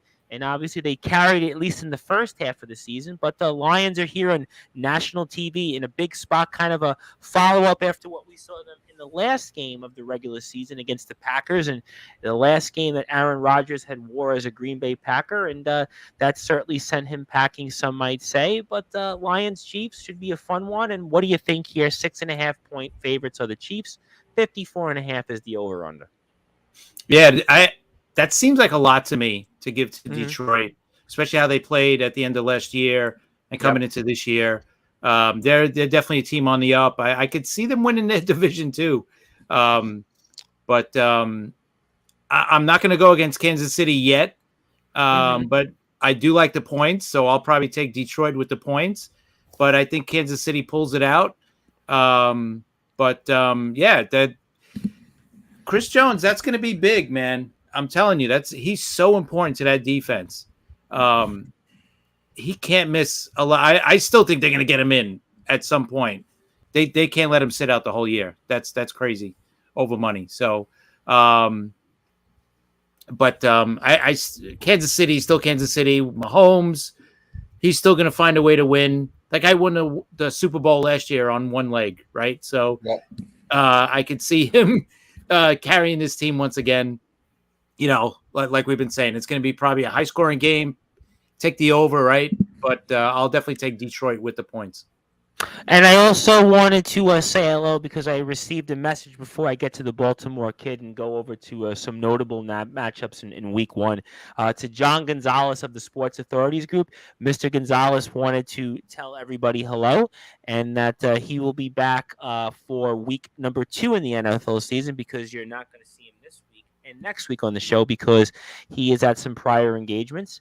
So Mr. Gonzalez wanted to send his regards, and he has his picks already in for week 1, and I will read those picks off. You'll probably see them anyway by Thursday on the show for next week's show, but Mr. Gonzalez just wanted to send his regards, and someone else that wants to say his regards, Mr. Carlos Chavez. So Mr. Carlos Chavez would like to say hello, and he says, just got back from the Mets game. I believe this is Mr. Carlos Arturo Chavez, I believe, who is also from a number of different groups. I think he's with Keith Engel, also Northeast Streaming Sports Service, and Carlos is obviously the Mad New Yorker, so I wanted to make sure that we say hello to Mr. Chavez. And for you, Mr. Baltimore Kids, the first game of the NFL season, Lions-Chiefs, I mean, you know, who do you think wins here? It's a 6.5-point favorites are the Chiefs. 54.5 is the over-under, and should be a shootout. Could almost be like Madden 24. Yeah, real quick, just on the Chargers thing. Sure. From a Ravens fan's perspective, the only thing Absolutely. I got to say to Chargers fans is 4th and 29. Anyway. But yeah, Lions Chiefs, first game of the season in Arrowhead. Yep. You gotta go with the Chiefs. To me, you know, I feel like it would be their version of a tune-up game. Yeah. You know, the Lions have a hard enough time getting past Justin Tucker. I don't see them getting past Mahomes. So, you know, I think it would be foolish. You know, Lions have a lot to prove. I think they've definitely been rebuilding. But like I said, first game of the season, Mahomes' house. You got to take the Chiefs. All right, fair enough. I mean, I could see certainly all those adjectives as to why you might go that way. But obviously, as some may know, I usually pick the Detroit Lions. And for whatever reason, I'm going to pick the Detroit Lions here in this spot because I think that they showed last year in national TV in Green Bay and in Lambeau and in that cold and in that kind of atmosphere that they were able to win. And I kind of think that the team is showing something. I do agree with Chris that there certainly could be some reasons as you could be a little concerned. But at the very least, I think we're doing covers also at over-unders, and I'm going to go with Detroit. I think Detroit finds a way to win, and I think it'll be a shootout. And I think the Lions play a lot of shootouts. These teams have played before, and they've been shootouts. So I kind of think that this will be another shootout. So I kind of say Detroit 38, Kansas City 35, something like that. It'll probably be pretty warm in Kansas City on September, and I think it'll be a fun matchup. And the Brute Force, by the way, wants to let people know while we're on the air, the Baltimore Kid, have you received an invite to your email to the group, and welcome aboard. So I appreciate that. And I do have Mr. Carlos Arturo Chavez. Now, Carlos, if you want to join the Sportswire group, if you want to join it, and you could actually join our group in picks, and I'll actually, at the end of the season, I'll have a championship belt for whoever wins it. So that could be you, the Baltimore Kid, could be anybody else here. I'll certainly make sure to do that here. Stay tuned for details later in the season for that. But you're welcome to join our group. I can, if you want to message me on Facebook, I'll give you my email address, and we can add you to the group as well. Always looking for new people to join into our season this year. We'll obviously recap all the stuff here Fridays on the show. Your picks have to be in, I think, by Thursday, so we'll talk about them on Friday. We'll still go out there and kind of talk about them and some of the pros and cons of who you like. And Carlos likes Kansas City. 32, Detroit 24. So he's going with the over also. And he wants to point out that the Lions have a good team, but you still have to outscore the Chiefs. Whoever punts less wins. Well, that was kind of a clever way to put it. Whoever punts less wins. So that's, a fair point there. So good stuff there, Carlos. So yeah, get in touch with me, Carlos. If you want to message me on Facebook, I can add you to the group. And some other games of note here before we move on a little bit here. Some week 1 games that I think will be most interesting. Cincinnati and Cleveland, 1:00. I think that's an interesting matchup. Obviously, we see Watson kind of in a full season. Cincinnati, how they respond. I think Tampa Bay and Minnesota is kind of an interesting matchup. How does Tampa Bay look this year? I think that's an interesting matchup.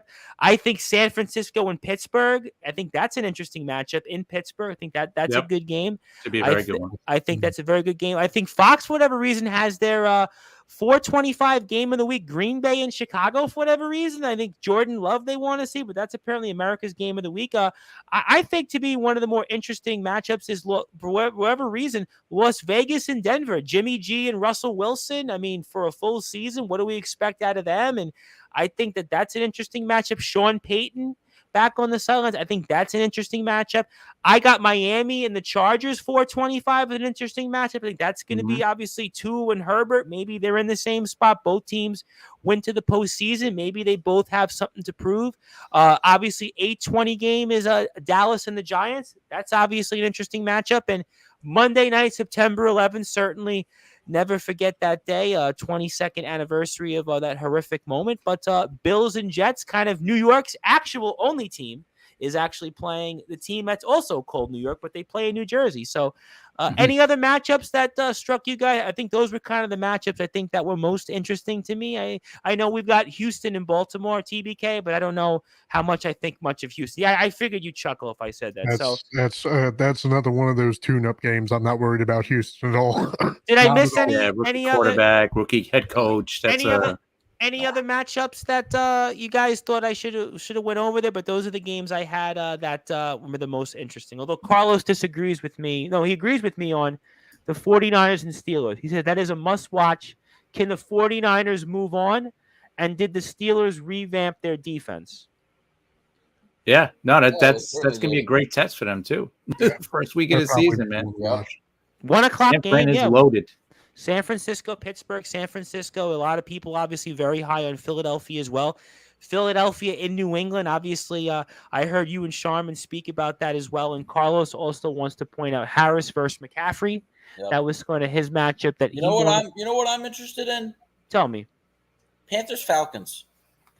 I glanced over that, but I figured if Brad Weiss was here, I would have picked that game to talk about because it would have probably made his blood boil. Obviously, it's first full year with Desmond Ridder at quarterback for the Falcons, and obviously it's the debut of Bryce Young. Can Bryce Young step in and be the man right away? I think he's the most likely of the quarterbacks to step in and have the biggest impact. I think C.J. Stroud is going to have a lot of tough days ahead because Houston is so bad, and Anthony Richardson starting is the biggest mistake Indianapolis. It's funny you said that though, because this podcast again that we think is going to come on the Sportswire, hearing the Indianapolis take, they felt it was the right move because Gardner Minshew, they felt, and they were talking about this from the Colts' perspective, that Gardner Minshew thought that he was going to get the job, and then it was almost until he didn't get the call, he was still thinking he was going to get the call, but Anthony Richardson gets the call, and they feel, at least from the Colts' perspective at this podcast, gentlemen, that because of the division that they're in, they don't think that division's that strong. It's not. And they think they can win it because they think they can win it. They're not. They can't hang with Jacksonville. In their perspective, they felt. They have every right.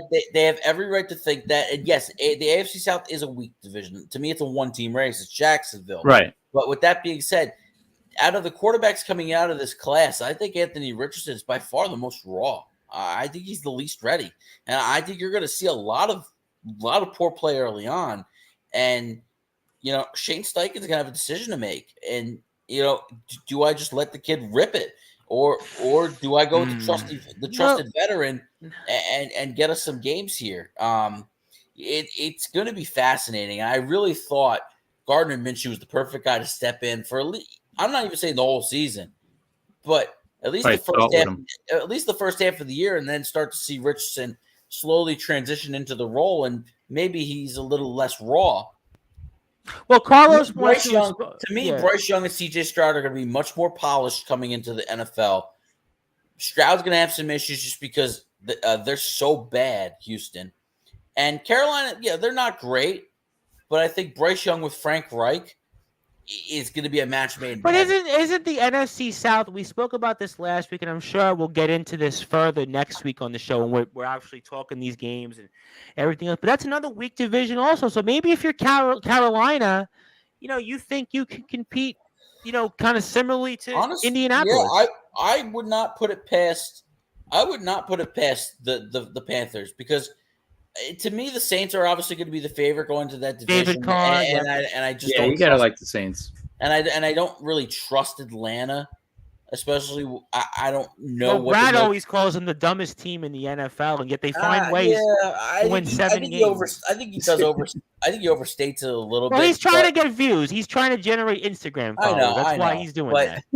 But it comes. You should go on WFAN. You'd be perfect over there. Exactly right. Well, he would, but I tell him. Listen, I tell him all the time, and the Baltimore kid will appreciate this. I should tell him, jump on with the wrestlers. He's got the size, he's got the look, but there you go.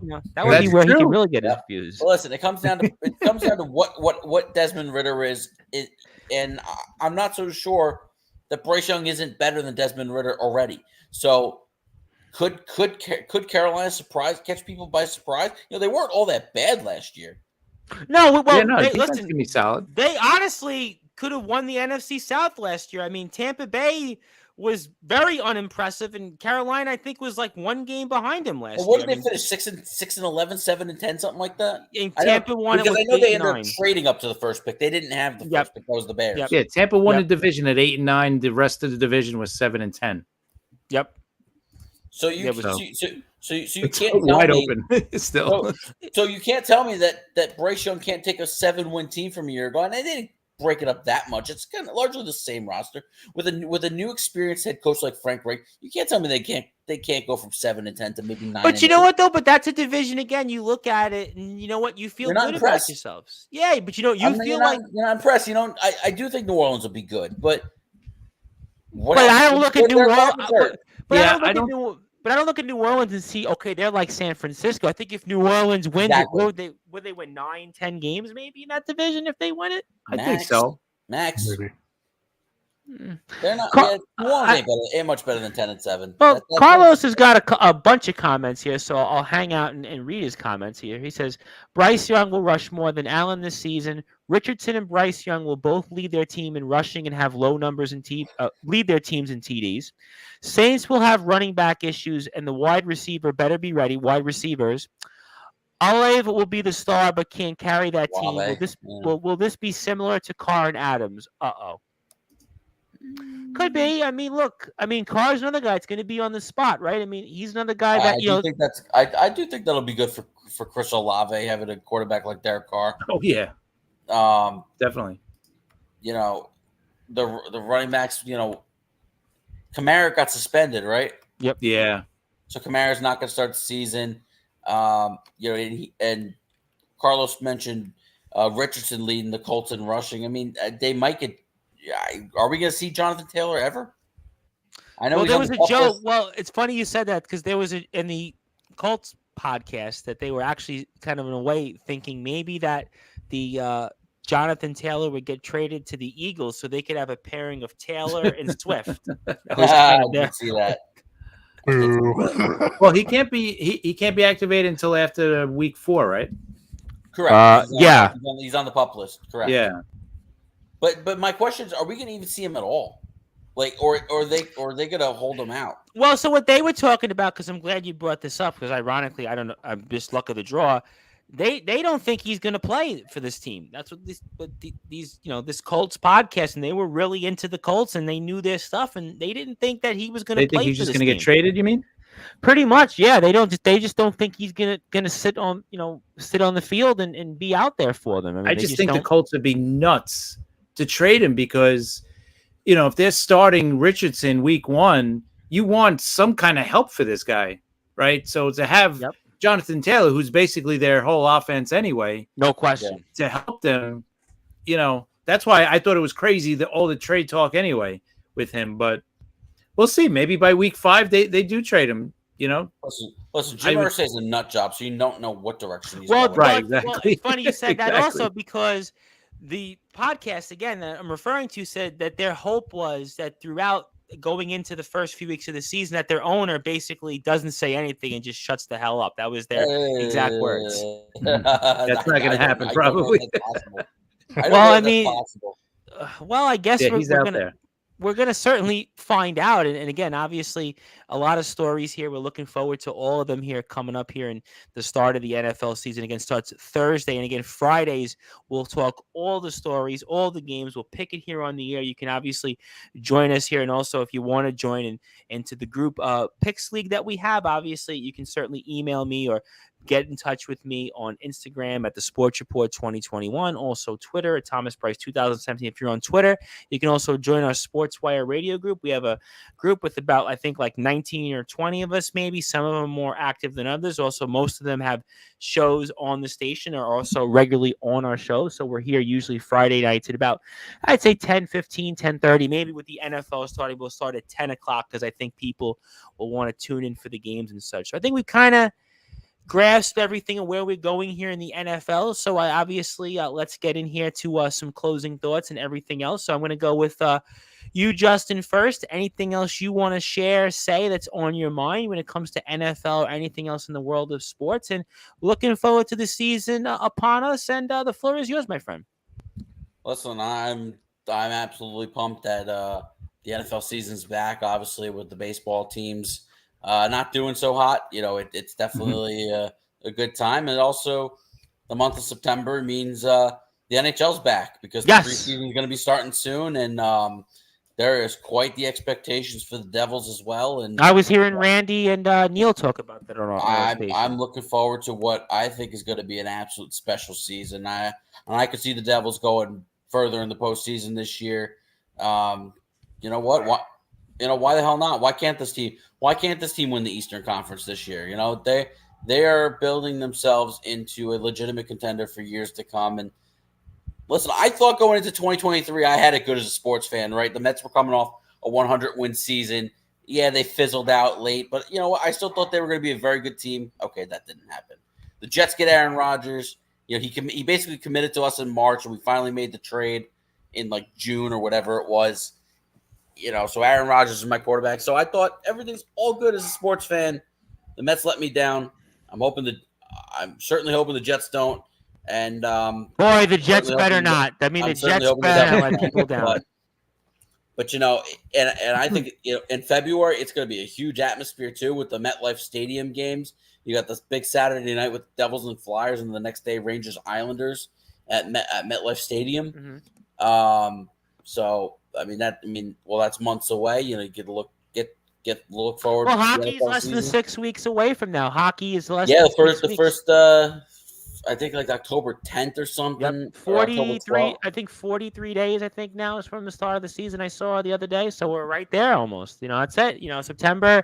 It's sad in one sense because it's obviously kind of nearing the end of summer, but in sports, it's a good cycle because you have baseball get into the nitty-gritty, NFL starting, college football. The first real week is this weekend. You've got the NBA in late October. You've got the NHL in October. And for us locally, college sports starts this weekend. So we get our coverage on Sportswire. And we get all these great things ahead. And you mentioned college football, getting underway last week with the week 0. Week one got underway earlier this week. And Matt Rule could not have a worse debut than last night. Like, you got to be freaking kidding me the way they blew that game. They had 10-3 lead. This kid Daniel Jackson with his incredible toe tap. That goes back to what we said about him when he was in the NFL a few years back on how bad of a coach he was. That was my first thought. And then they have the ball with a minute to go, and the dude throws their quarterback throws the worst interception I think I've ever seen right to the defender. It sets them up near midfield. Minnesota gets like 20, 30 yards. They kick the field goal, win the game. Oh, brutal loss for Nebraska. For me, Ohio State takes on Indiana. Surprising, as good as Ohio State is, it's kind of surprising to see them a 30-point favorite at Indiana. That's a heavy spread. Well, I Indiana guess always plays tough. Well, I guess that's because of the reputation of the schools. That's basically what that comes down to. Yeah, but it's a conference, right? It's not like we're playing Indiana State. We're playing Indiana. I know Indiana's not the best football program, but they're not the pushover people think they are. I think they're going to come out and play a competitive game. Well, we're gonna find out. And everybody, obviously, if you're watching Fox, well, at least some of us who are watching SmackDown, we're seeing Colorado and TCU. Obviously, Deion Sanders is obviously going to the big time. Fox Big Noons. Colorado TCU. Yep, Colorado TCU. Number 17 TCU. Yep. Ohio State is actually on CBS tomorrow, and that begins a new partnership with the Big Ten and CBS. NBC's got some Big Ten NBC has, I think, the primetime games, and CBS is doing a doubleheader. If I'm not mistaken, I believe if I'm not mistaken, I believe NBC's got the Penn State game tomorrow night.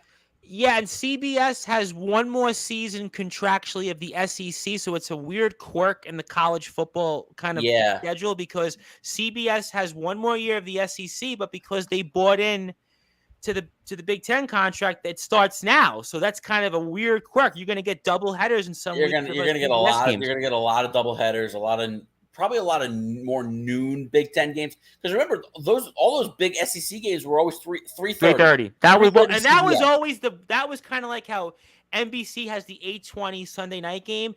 See, in college football, the 3:30 SEC block was always the biggest college football game of the week, as long as I can remember. And CBS has always had that spot. So this is kind of Sunday. And Sunday, I believe that's a CBS television game as well. You'll get Rutgers Northwestern from a local perspective. Listen, I think Rutgers will be improved. This is certainly a game that they should win, especially with everything that's going on with Northwestern, the firing of Pat Fitzgerald, the hazing scandal that went on this summer that they investigated. Definitely a good start is needed for Rutgers. And listen, Rutgers has a lot of talent. The problem is when you're in the Big Ten East, you know you're not beating Penn State. You know you're not beating Michigan. You know you're not beating Ohio State. So it's like they're kind of stuck. Like, sure, they can upset the Michigan States of the world once in a while. They can beat the Indianas. They can beat the Marylands. But you're really looking at kind of ceiling. You're never going to be anything more than a 6-6 if you're lucky. 7-5. And I know that they'll probably have to realign the conference once UCLA and USC. This is the year before the whole major realignment in college football. That's think about some of those games upcoming. I mean, Chris, you're a Michigan fan. You ready for Michigan USC? I mean, we spoke about it last week. I think it's crazy, man. Listen, you know what? The travel schedule for these kids are going to catch up to them eventually. Think about all the traveling UCLA has to do to come to the East Coast, and I don't think it'll be as bad for the football players. The basketball players are going to get it bad. You know, I heard Jerry Recco talking about it because he's on the Fan and he works for Rutgers. Does Rutgers games for the play-by-play basketball. The travel's going to be bad because now but now what they'll probably do is they'll play USC, UCLA two games in 3 days or something like that. You'll stay out there. They have to. You'll probably stay out there. And they're going to have to because of class you're not going to schedule. go there every year because you only play in college basketball. You only play at 18 conference games. So you're not going to go out there every year. You're not going to play them every year. You might play them, but you're not going to go out there every year. So I do think the realignment, and you heard today, the ACC was bidding for Cal and Stanford. I mean, so what would we get now? We got Cal versus Duke. I think what this is turning into is what soccer's become in the Premier League. This is what it sounds like to me. It's becoming almost like the Premier League. You're gonna have a gluttony of conference teams. And next year, not this season, but next season, you have the college football playoff expanding. Yep. I believe they went. What did they go to? 8 teams or 12 teams? I was gonna say I think it's 12. I think you're right. But anyways, I'm definitely going to be pumped up watching some college football this weekend. It's the last weekend before the NFL season, so you are going to get some Sunday college football games as well. Yeah, college football takes advantage of that the first weekend of the year. And I gotta be completely honest, as a Buckeyes fan, this is the first time I feel like I'm actually looking up at Michigan in a long time. Well, I think there's a lot of stories. I said to myself last year. Listen, I said to myself last year, it was a 1-year fluke. We could get back at them. We didn't. We lost the game, and they pulled away from us again late in the game, just like 2 years ago. They pulled away and blew us out late. At this point, I have to defer to Michigan as the favorites in the Big Ten East. Well, we'll certainly find out all of that. We can follow you. I know at JGNLE12 on Twitter. I think it's JGNLE91 on Instagram. So all great stuff there. We look forward to more talk from you. And before I move on to Chris, closing thoughts here, I get Carlos a couple more comments. Saints Carr has to score and be able to finish games. This team is ready for that. The NFC South is too open. We'll stay that way by the end of the season. No one wants to play Atlanta towards the end. Devils will have depth, but can that coach in Lindy Ruff keep them winning? Those are some storylines. I'm comfortable with Lindy Ruff. Yeah, I think that's obviously, I think his resume speaks for itself. I think the team is in good spots, and we'll talk about that certainly as we get closer on to. Chris, want to give you the floor, give you some closing thoughts. Obviously, anything else you want to plug, share, or say, and looking forward to continuing to keep these shows in the vault. I have 3 consecutive liftoff Jets in the rotation for a little while, so I was just figuring with football. I don't have any football yet because I told you I'm in the process of acquiring a new football show, but Good. I figured let me put 3 in there to kind of get the football pumps going. And I actually listened to some of these shows just because I'm actually now trying to get new shows. But until then, you enjoy that. You enjoy the seeds of that. And I give you the floor, and anything else you want to plug, share, or say, the floor is yours. Tom, thank you guys. Great show, man. Welcome TBK, man. Awesome having a different team's perspective out there as well, outside of New York, which is awesome. But yeah, man, definitely looking forward to next week. Football, Monday night. Obviously the Jets Buffalo. Jets got a chance to make a statement very early by beating Buffalo. Hopefully they will. And I think they will. And my hot take for the NFL season is it's not really a hot take, but I just think Buffalo is going to take a step down. Not that they're going to be bad, but I just think I don't think they're Super Bowl contenders. I just think they're I think we've seen, and I was talking about this on the podcast. I think we've seen them peak 2 years ago against Kansas City in that crazy playoff game. In the shootout, yeah. They should have won it. They didn't. Last year, they almost lost to Miami at home in the playoff game. I mean, they were starting like the 7th round rookie quarterback, making his 3rd or 4th start, not even. Tyler Thompson. Yeah. I mean, they almost lost that game. I thought Buffalo was going to kill them that game. And then obviously the following week, they lose Brian Daboll effect. Do you think it's the Brian Daboll effect? Because I think Allen became a little bit more turnover prone last year. Yeah, absolutely. I think that definitely has it. And we keep saying it. Me and Sharman, we've been friends for a few years now doing the podcast. And it seems like we talk about the Bills every year about that they should be able to run the ball more. And not just run the ball more because they run it well. They just don't run it enough, and they don't run it in the big situations. They always revert back to Josh Allen, and they put him in that situation.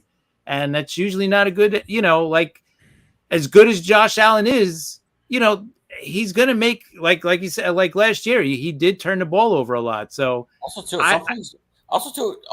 point he's going to get hurt.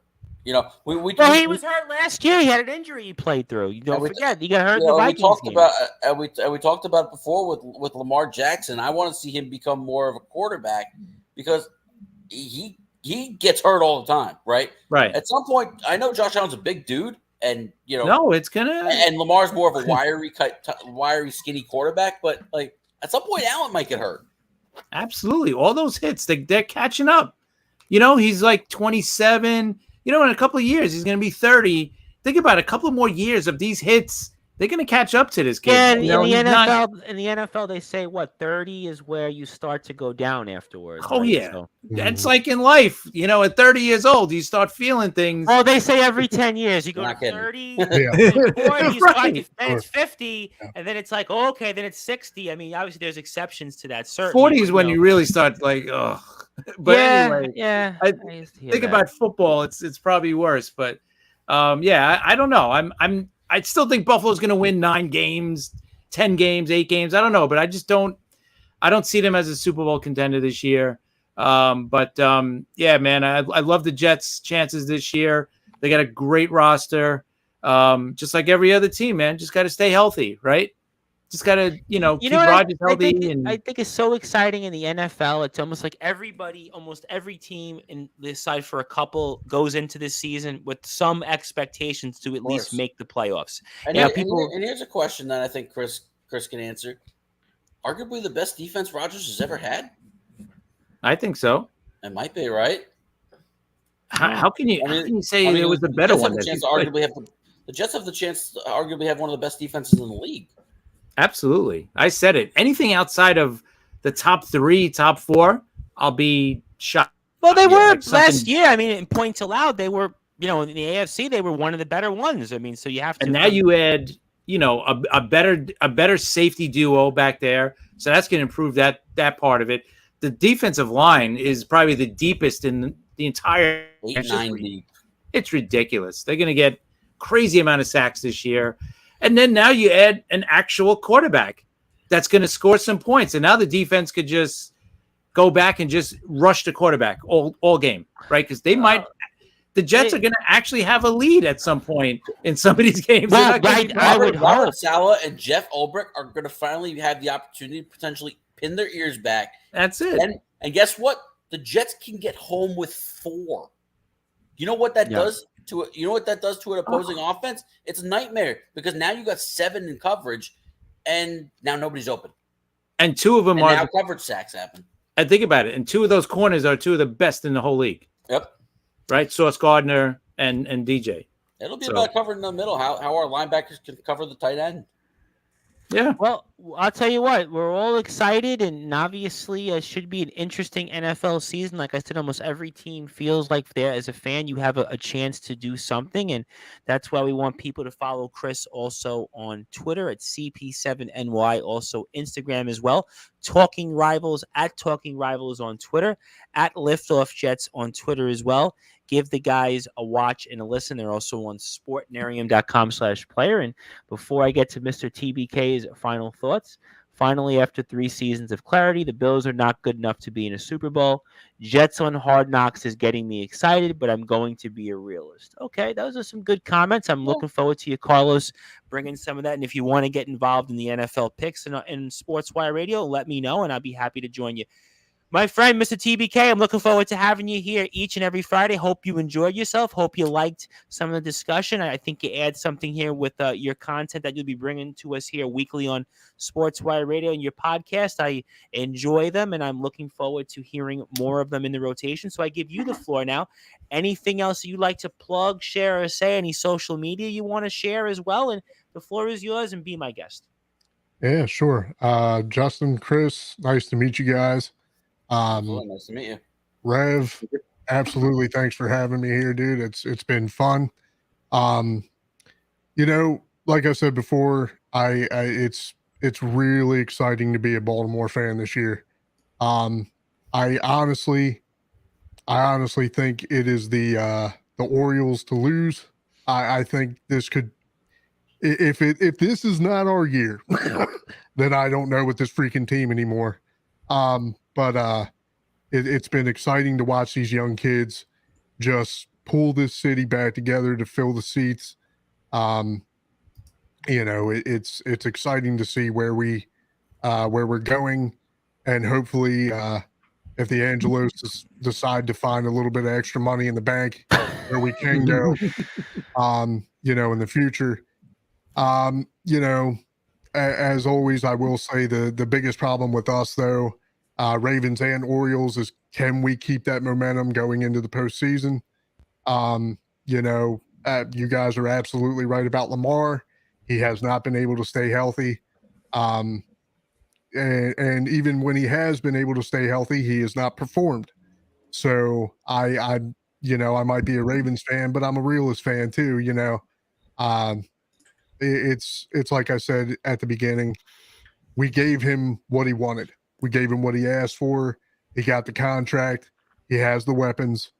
It's all a matter of can he perform with what he's been given. You can't do much better than what he's been given either. So that's my takes on that. Excited, obviously, for football to roll around, but it's been nice to be still paying attention to baseball this late in the season. Haven't been able to do that for a while. So, as Tom said, I have the Off the Dome podcast. You can find that on Spotify.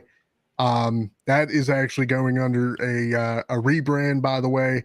My last episode of Off the Dome will be on the 4th. I'm going to be sending that over to Tom. Thank you very much for that. Yes, sir. And then after that, Off the Dome, because apparently me and a bunch of other unoriginal people decided to name our podcast Off the Dome, which I'm big on originality. I will be switching my podcast to the Be More Talkative podcast. Yeah. That should be original. Yeah, I don't think there's anybody with that name. I don't think so either. You hope not. Yeah, right. So you guys will be able to follow that. Very excited to get that off the ground. But yeah, man, I'm excited for the season. I'm excited to be here with you guys, and thanks for having me.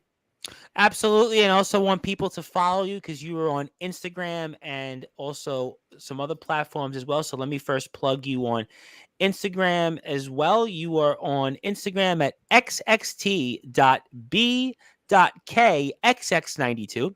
That is xxt.b.kxx92. He is also going to be on the new host of the Be More Talkative podcast. So give that a follow on Spotify. Also give it that 5-star review.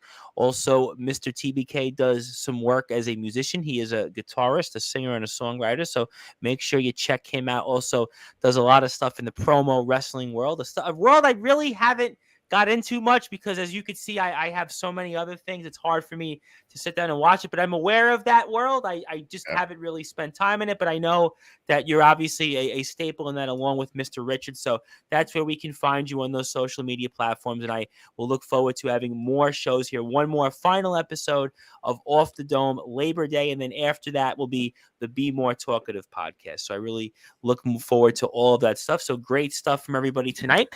Carlos wants to say Baltimore is having great times in the city, and they certainly are. And I want to thank everybody here that is tuned in tonight on Sportswire Radio. I want to thank Rob Maraska. I know he'll be back here in a few weeks. Now you got 2 for the price of 1 there, speaking of Baltimore.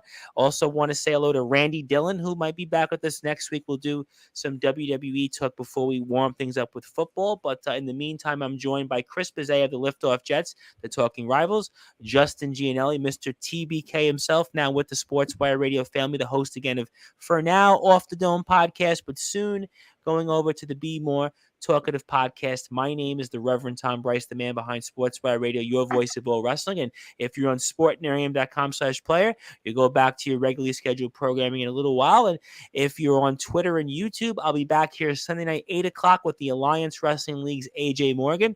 And then Monday, I'll be back with 2 for the price of 1, Dean Allmark, 1 o'clock Eastern time. And then a Labor Day matinee concludes at 9:30 p.m. Eastern time with Manny Cobra of Tennessee Backyard Wrestling. So check all that now, plus much, much more. But in the meantime, enjoy the Labor Day weekend. Be safe out there. If you're going to the movies, I'm seeing Equalizer 3 once again, so I'm looking forward to that this time in IMAX. So I hope everyone enjoys whatever you're doing. But in the meantime, good morning, good afternoon, good evening, wherever you are, the number one global radio station that is Sportswire Radio. My name again is the Reverend Tom Bryce. Alongside me is Justin Gianelli, Chris Bizzea, and TBK. Thank you, everybody. And until next week, Friday night, 10 o'clock Eastern time. Be there or be square.